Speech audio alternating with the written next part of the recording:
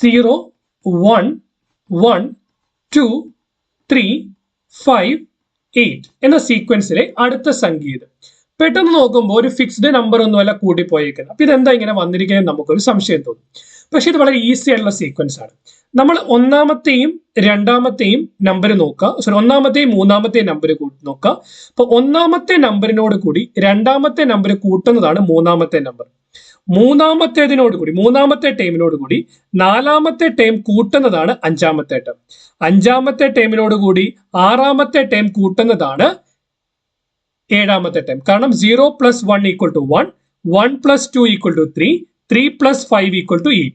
അതേ സീക്വൻസ് ആണ് ഇപ്പുറത്ത് റിപ്പീറ്റ് ആവുന്നത്.